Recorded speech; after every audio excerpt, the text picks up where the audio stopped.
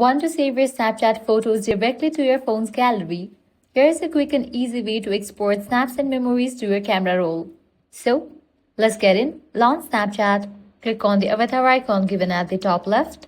Click on the settings icon given at the top right. Once you're in this page, scroll down. Navigate to the option Memories. Once you find it, launch it. Now here you're gonna find different section under Save Destinations. You're gonna find the option Save button. Click on that. Now check in for the option Memories and Camera Roll. Now all the snaps that you sent will be saved to your memories as well as your camera roll. Likewise, to download any of the photo or video from your Snapchat gallery, what you have to do is click on this album option. Now head towards the photo or video that you wanna save to your gallery. Press and hold on it. Click on this arrow option. Now click on the option of download. With that, this snap will be saved to your gallery.